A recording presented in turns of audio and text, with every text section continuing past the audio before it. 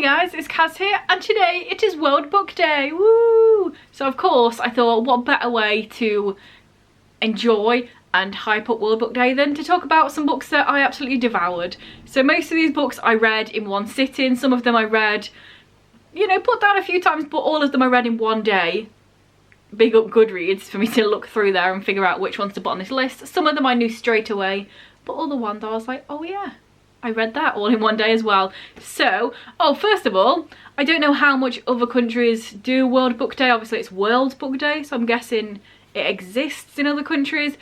But over here in England, on World Book Day, every kid gets a voucher, and there are maybe like 11 or 12 World Book Day books, and then they can take that voucher into any bookstore or any supermarket that sells books and exchange it for free for a book. So it's basically about letting everybody read and enjoy reading, and even if you're really super poor, you still get to have a book of your own. And when I was at school, they didn't do this, or they didn't in my school anyway, but my school was really bad, let's not even go there. But I know nowadays in the schools they always do like dressing up as a book character and stuff on World Book Day, so it's really cool and it's really engaging for kids and getting them to like reading and enjoy it. So let's just jump straight in. It's funny because I've talked about that and now I'm going to talk about loads of harrowing books probably, but also enjoy.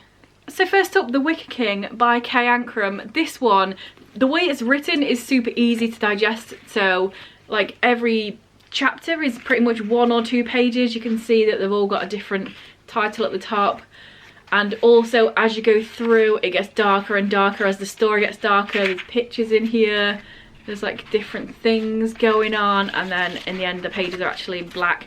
And yeah, it's just really good and it's really engaging, and I just like it ate it up and I loved it, and it was really good.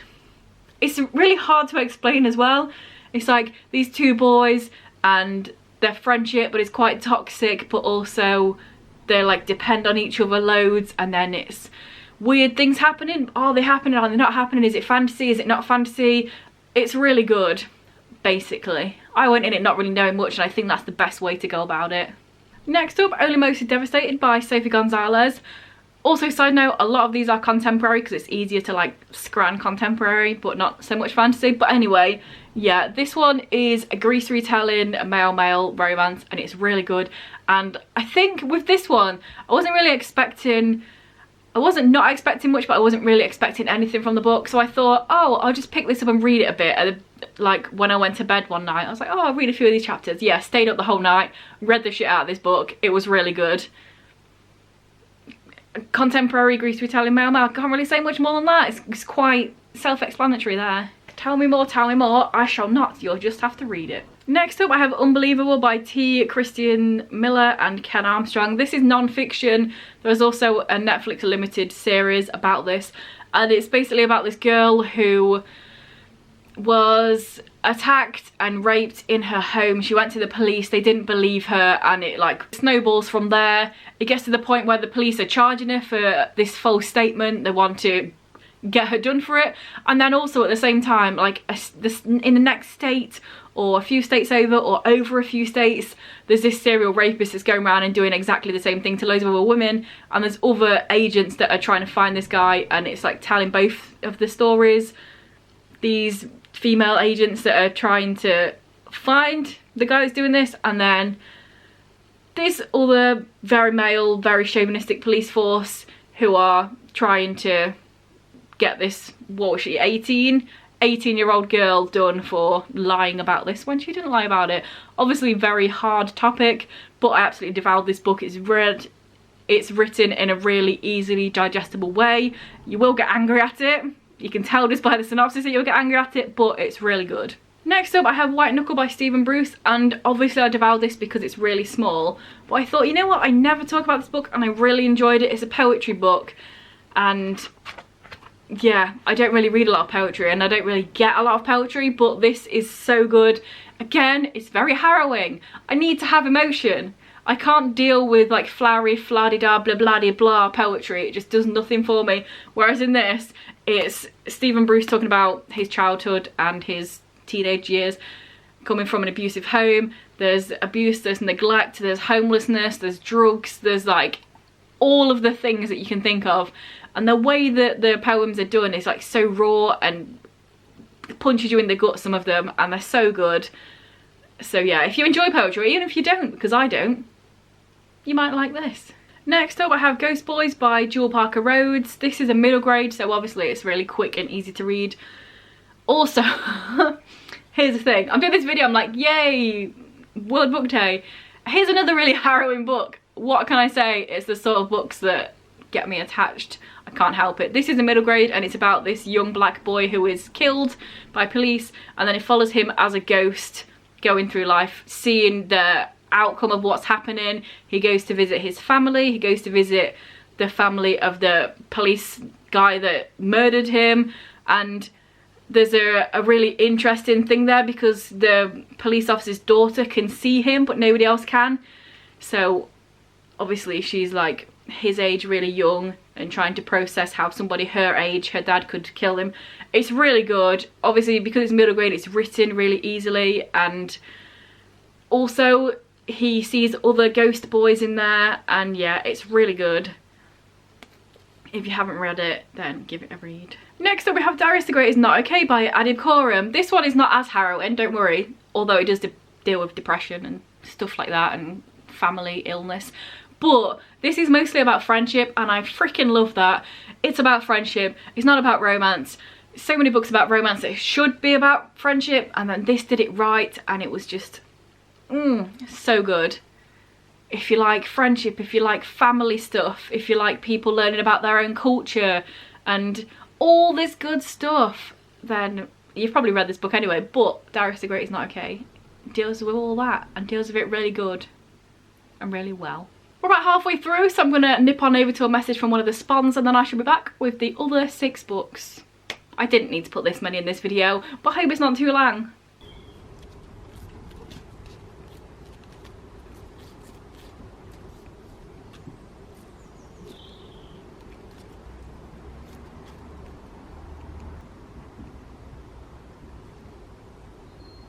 Next up I have Teeth, which is the first book in the Icefjord Saga duology by Zaya Feli. This is so good. I feel like I'm saying that about all the books, but that's because they are, and that's why I devoured them all in one go or in one day. This is a fantasy and it's set in Viking Age Iceland. There's rune magic, there's different people. It's just really good.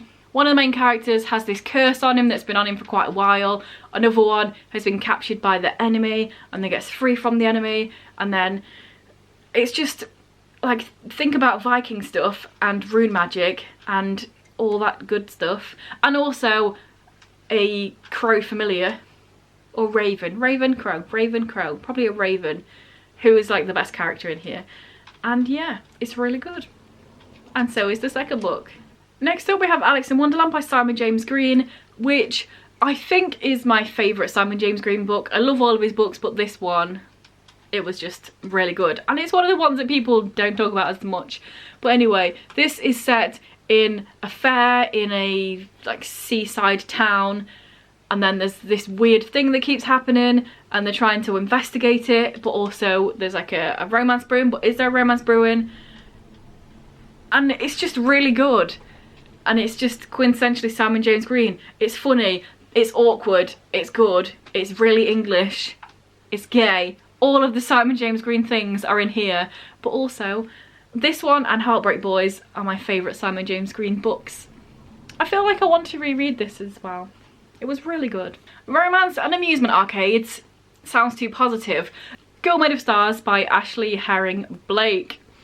Harrowing, aggressive, all the tears, all the reading, all in one go. This is about twins, a girl and a boy twin, and the best friend of the girl has accused the boy twin of rape, and it's all about that and the fallout and the emotions and the feelings and the decisions, and it's really harrowing and it's really good.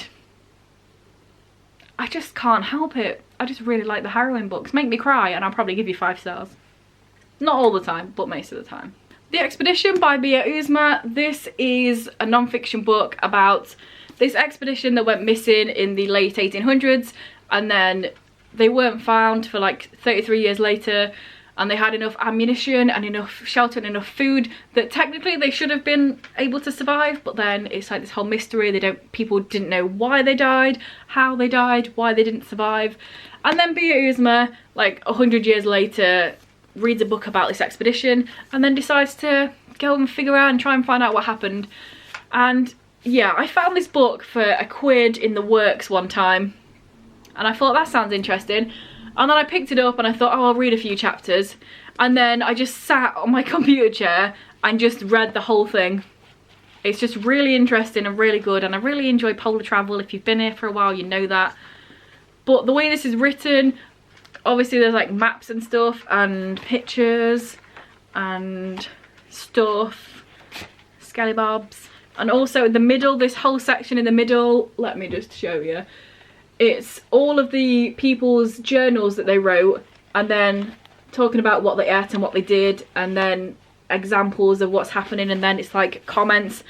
Oh, here, one of them's got a poorly foot or whatever, so maybe that did some reasons and stuff. That sort of thing. None of that made sense. But yeah, it talks about the weather, the food consumption, the mental state, the physical activity, symptoms or injuries, medication, and yeah, it's just really interesting. So yeah, the expedition. Then we have Sidemen by James Eric. This is another Viking Age. This is Iceland though. Magic. I enjoy that stuff. I enjoy expeditions. I enjoy Vikings. Just coldness is my thing. And yeah, this was really interesting. Again, this is about 2 characters, and then they were friends as younglings. It's also male-male romance, but then one of them grows up and has to be the, what's the word? What is the word? I can't remember. It's really annoying me because I can't think of the word, but like the main guy at the head of the clan, I can't think of the word, it's really annoying, but he has to become that, and then one of them does magic and sorcery and all the good stuff again. There you go. And then last but not least, let's go back over to the harrowing side of things. The World of Normal Boys by K.M. Soenleen. So this one is a book that I know that I read all in one go, because I remember specifically putting out an Instagram post of this, and it was like 8:15 in the morning that I wrote on it, like, oh, I stayed up until 8:15 AM to read this book. So that's how I remember this was one of the first books I thought about when I thought about doing this video. But anyway, yeah, this is about one dude, what is he, 13 or 14?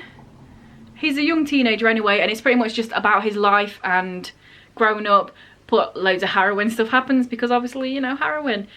His younger brother dies at the park when he's there right at the beginning. It either happens at the beginning or we're dealing with the aftermath at the beginning. So there's loads of feelings there and stuff. And then he's also his sexual awakening with his neighbour, who is a few years older than him as well. It's kind of hard to read this book just knowing how young the character is. Like in your head, in my head, I was like, let's pretend he's 16 instead. Because then later on in the book, other stuff happens. He goes out to the city and then bad stuff happens. So yeah, harrowing, but also really good and really engaging, and that's why I read it until 8 o'clock in the morning. And there we go, that is the end of the video. So let me know down below if you read any of these or if any sound interesting, or let me know a book that you absolutely devoured all in one sitting or read all in one day. I'd be really interested to find out, see if it's similar to me. Like, do you find yourself leaning more towards contemporary books in one day because it's easier to eat? Or are you like, boom, massive fantasy, in my mouth, in my eyes, in my brain? Let me know down below. And yeah, if this is your first video about me and you enjoy it, then please check out some of my others. And if you continue to enjoy, then please subscribe, that'd be awesome. Anyway guys, I'll see you in a few days with another video.